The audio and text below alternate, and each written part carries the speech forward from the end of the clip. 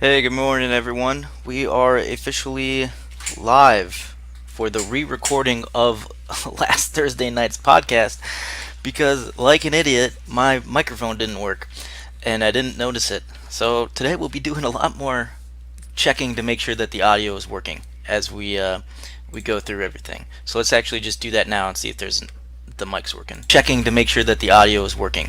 Sounds good to me. Perfect.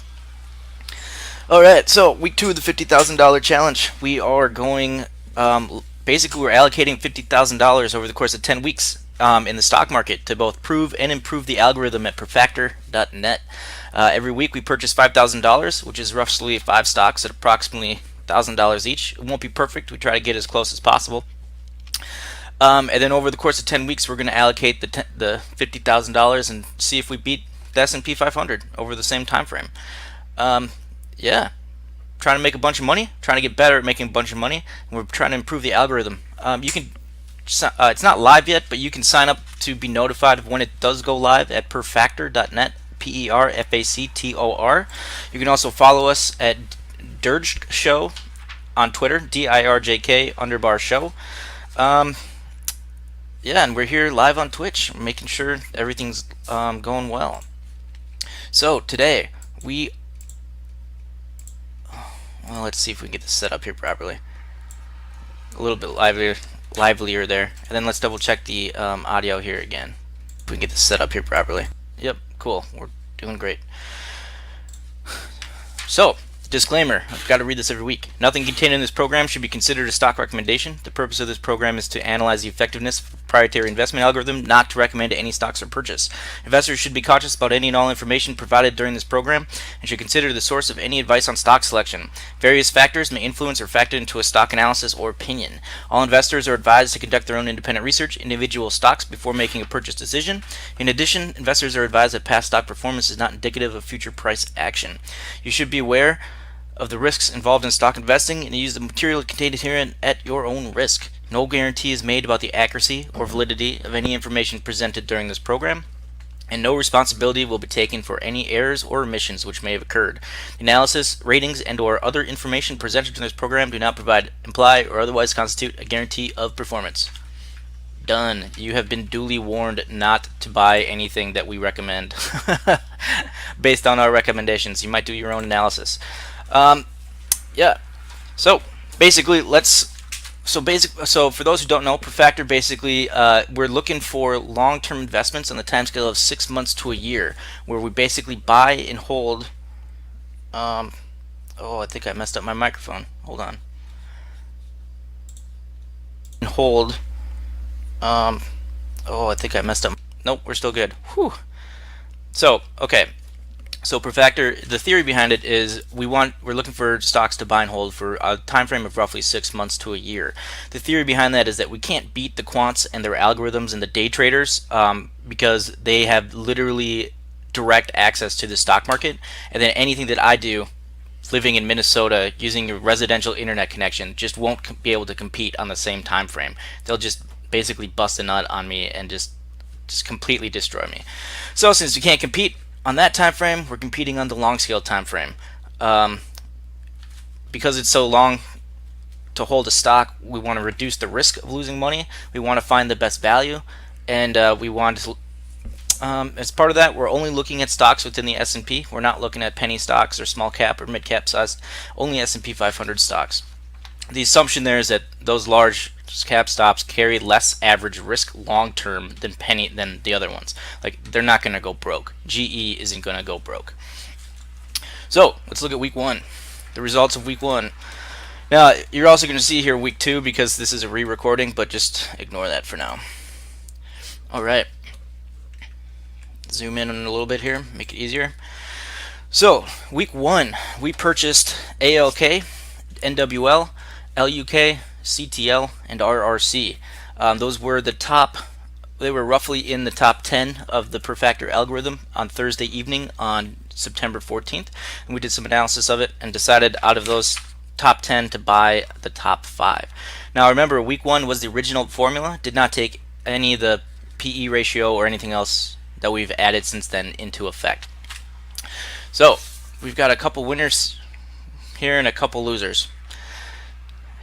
ALK was down a significant amount. It's down roughly 2%, so not very good there.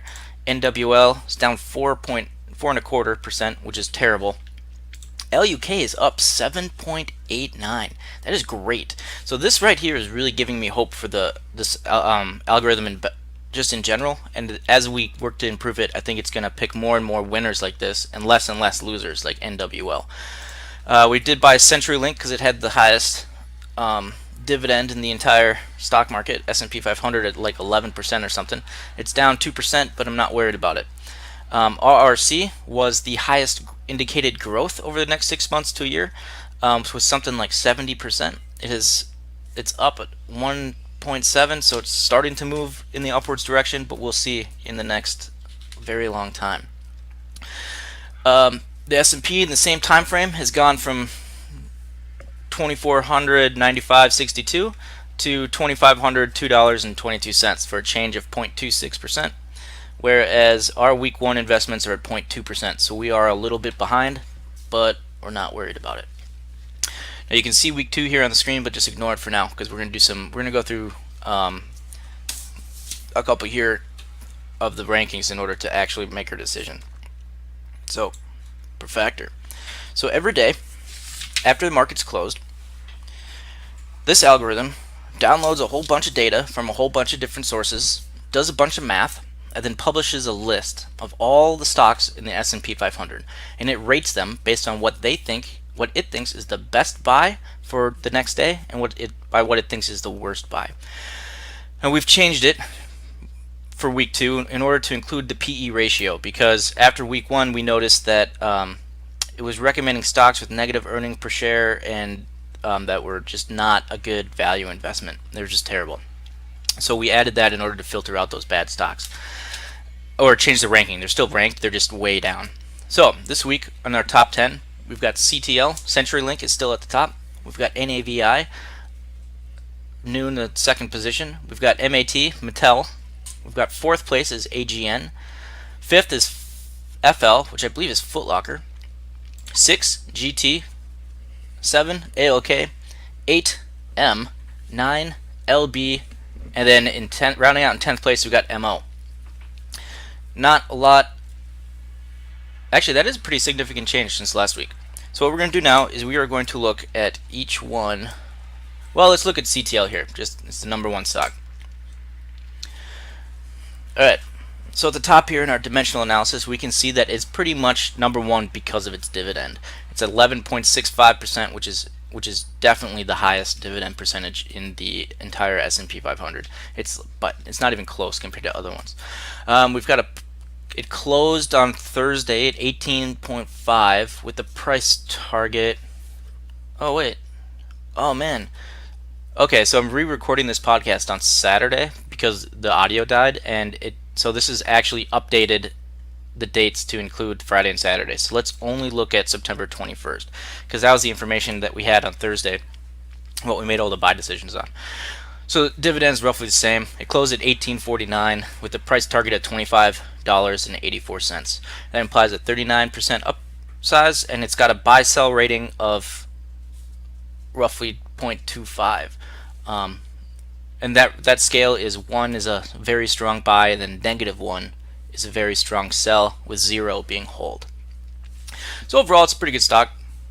The price has been pretty solid. It's held the first rank because of its huge dividend for a long time, and it likely will, because 11% return is pretty solid. Even if this goes down, like, it's just a good return on your investment. So yeah, not a lot of change from last week, so let's not spend too much time on CenturyLink.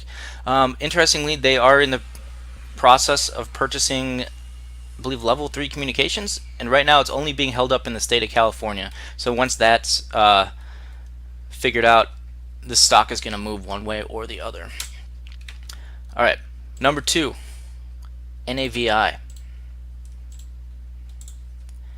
Looking at the dimensional rate analysis here up in the upper left, it looks like it's got a high. Remember, we're only looking at the 21st, September 21st. A lot of its score, why it's ranked so high, is because of its PE ratio. It's very low. It's 7, and what was it on Thursday? 7.33, which is this is really low. It's got a pretty high dividend. It's 4.54% on Thursday. It closed on $14.03 with the price target of $17.33. So that's an estimated return of roughly 23%. It's pretty solid. And then if you look, it's also the rating here.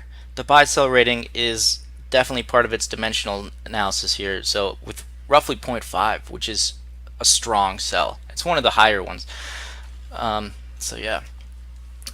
So we definitely did decide on Thursday to purchase NAVI, and we bought on Friday morning. I guess this week's podcast is going to be a little bit different because it's already happened and because of the audio issues. So we'll just go through and look at the results of Friday. So we bought NAVI on Friday. It closed on Thursday 1403. So we bought 70 shares, roughly $1,000 at $14.20. Cost basis of $993. And it jumped 4% on Friday. That's a pretty significant move. I think overall it jumped something like 5%, but when we were actually in the market, we made 4% on that. So that's a solid. That's a solid one-day return. That's pretty good. Now, one of the things that we noticed during the first recording is it had a flat, slightly positive trend in the last 5 days of the stock. So let's go back to that window. If you see here the blue line in the graph, it was, remember, just these 2 dates here, or these 4 here, because we didn't have the last 2 dates information. It was 1394, 1396, 1407, 1406, 1403. Basically, it was pretty flat with a slight up. So we made the decision that it was likely going to pop, and it definitely popped. Another stock that we looked at is third in the ranks on Thursday. Actually, let's go back to the actual right date here. 21st. So third in the rankings was AGN back then. So let's look at AGN. Remember, it's only the 21st data that we're looking at. We looked at this one. It's a really good PE ratio, 8.5. Solid buy rating. It was 0.55 on the -1 to 1 scale. The return wasn't great at 34%, or I mean, it was great at 34%, but then again, we kind of don't really hold that. But the reason we skipped over this is because we looked at the last couple of days of where it had been. So if the price had jumped, or I'm sorry, had dropped almost 10%. So way back on the 17th, or I guess that'd be the 15th, on Friday it closed at 220, and then it dropped a lot on Monday. It continued to drop on Tuesday, and then Wednesday it had dropped again, and then it had sort of flattened out on Thursday, and we made the analysis, we made the decision, basically AGN was no good because it was likely to continue dropping. Now that's not part of the Perfector algorithm this week, but we are currently working on adding it in so that it will be factored in as part of the for week 3. Remember, we're on week 2 right now, so we did not buy AGN. We also did not buy Mattel because we looked at it, and then the dividend 8.88%. If you go to Yahoo, we did look on last Thursday at the actual things, and what had happened is the dividend is actually 3.99%, and the reason that was is the source that we're getting at it from had not updated yet, and it was showing the old dividend. But what I'm going to show you here, and I really highly recommend Yahoo Finance because they've got a lot of information, is they dropped their dividend for the first time since 2014, and they didn't just drop it, it's less than half of what it used to be. So we looked at that, we made the decision that Mattel was not a good purchase. It's not. We took the drop of dividend as a sign that the company is not doing well and will probably continue to drop over the next 6 months. So that's why we skipped over Mattel. Let's see. ALK is the next on the list. ALK on Thursday was 1.62% dividend. Really not that solid. Has a very good PE ratio at 11. I mean, it's anything under the 12 is just, I consider really good. On Thursday, it closed at $72.91, a price target of $101, which is really good, with an upside of roughly 40%. And then that per factor rating is really what got me, is the 0.69. Like, that's a really high buy sell rating. Usually anything over 5 is just, it means everyone basically thinks it's gonna go up. Now, we had purchased ALK, Alaska Airlines, week 1, and it had dropped, and you can see that in the thing here, 2, 3, on this blue line here. But the reason that we decided, or I decided, I should say, that we were gonna try it again was because it had actually it was basically the price average of our week 1 estimate. It's still a really good deal. It's still got a huge potential for return. We're waiting 6 months. It looked like at the time that it had basically bottomed out. It had dropped down, hit the floor on 72 basically on Tuesday, and then it had come back up Wednesday, and then had basically stayed the same on Thursday, even though it dropped a little bit. So we was like, well, it's probably just going to pop right back up again to where it was last week. So that's why we decided to buy Alaska Airlines. Now if we go over, because I'm recording on Saturday again, so you can see we bought Alaska Airlines. It's $73.98, so it had already gone up by the time I entered into the market. 13 shares, cost basis of $9.61. It closed at 74 3/4, which means we made $10 yesterday. We made a 1% profit in one day. Not great. We missed a lot of the upswing early morning, but overall it turned out positive. So I'm happy with Alaska right now. The next one that we looked at was, well, we looked at Foot Locker. We weren't happy with it, and we'll show you why. Basically, Foot Locker's in a downtrend. It looks like maybe a short-term downtrend. It might have hit a bottom. It didn't really move on Friday, but we didn't buy it because it's trending down. And if you look in the history of the closing prices, it's been as high as 36, almost 37, and now it's 33, and that's almost a 10%. I mean, that's a huge drop over such a short amount of time. So we stayed out of Foot Locker because we're probably going to drop even more. We did, however, decide as the next stock to buy was GT, Goodyear Tire. And the reason that we did that is because it's been pretty steady. It's got a really good PE ratio. On the 21st, it was 7.15. It's got an okay dividend of 1.24% yield. Price target of 37, which is only a 15% upside, but it's still pretty good. But that per factor rating, that buy rating is 0.6. It's just super solid. And then we looked at the price, and it looks like over the last couple of days, it's basically been flat, right at 32.4, 32.38, 32, 32.27. It just really hadn't moved. And it's kind of come up in the last 3 days, so we figured it would come up again. It's definitely not in a down trend, but it might be in like a little stasis with the potential to pop soon. So what happened on Friday with Goodyear Tire? We bought 30 shares at $32.42, slightly less than the closing price of Thursday, which is good.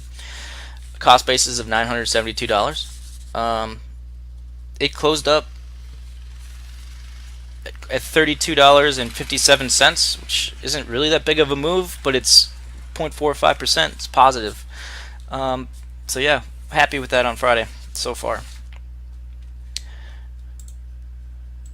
The other ones that we had, I just realized I haven't checked my audio here in a second. Let me check, make sure my audio is still working.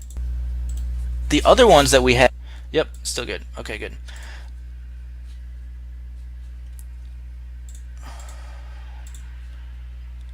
All right, so the other ones in the top 10 after Goodyear Tire was M, MO. We looked at LB, and basically I just wasn't excited about any of them. M had a really high dividend at 7%. The buy rating was only 0.12. I just wasn't really excited about it. It's basically a hold. It's only a 15% upside. I don't know. I just wasn't. It didn't seem too great to me. MO had a good. It's got a good dividend for. Again, the 14% upside compared to some of these other ones is just not really that good for a full year. If I want to hold something for 6 months to a year, I want to make more than 15%. Dividend's good at 4, but it's not. I don't know. And then the 0.3 buy rating is pretty solid. That's good. It's just not amazing. So there wasn't really anything wrong with it, except for the huge. Well, it's not even huge. The price had basically stayed flat. Like it just hadn't moved.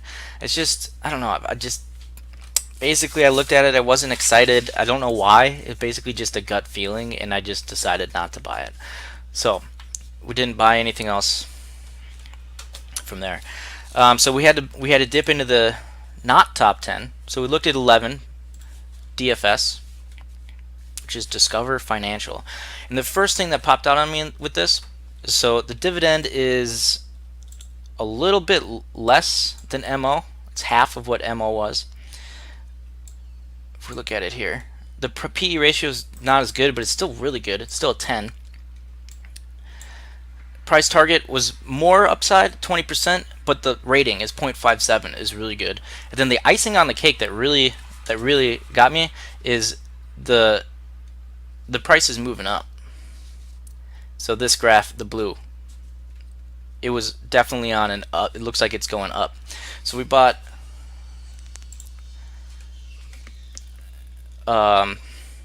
it for a little bit. Oh wait, DFS. So we bought it for a little bit more than the closing price on Thursday. 16 shares at $60.74. It closed at $61.41, which so basically it moved up 1.11%. Not really a great return again for one day, but it's only one day. But it's a profit. But it's definitely better than losing money on the first day, because then well, it's always better to go up, right? So happy with that one. And then the final stock that we decided to buy was DVN, which was ranked 14.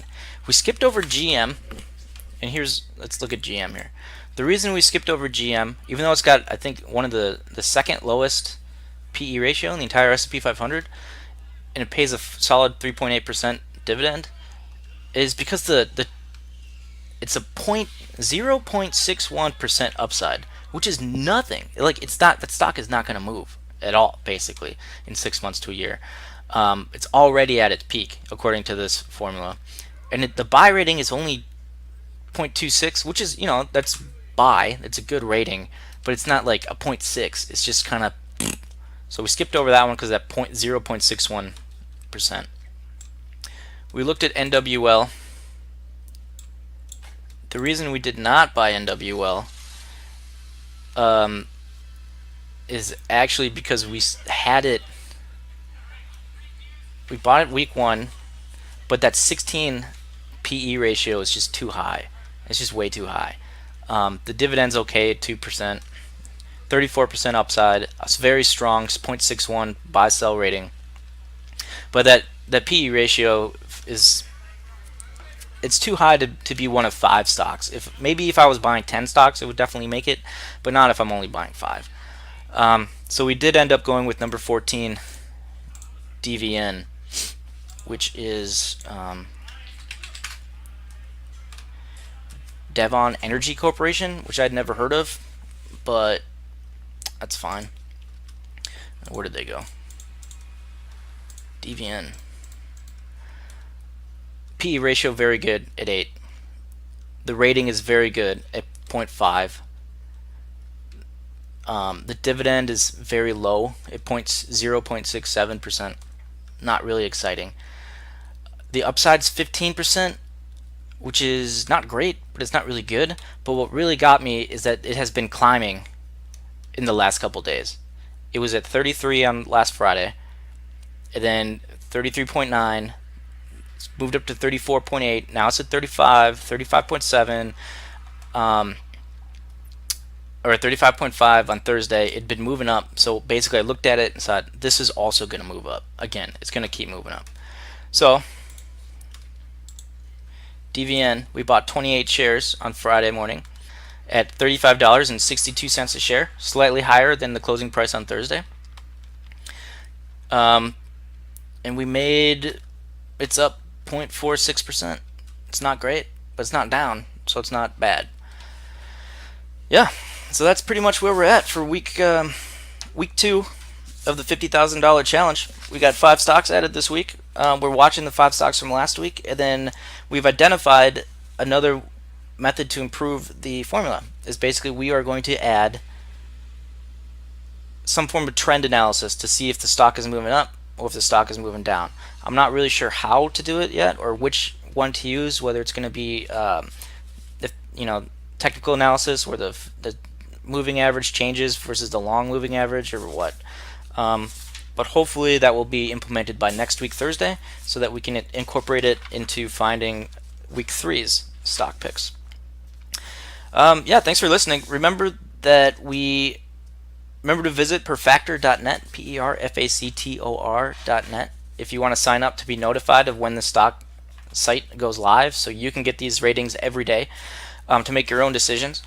Also remember to follow me on Twitter on DIRJK _ show. Twitter. Let's go home here.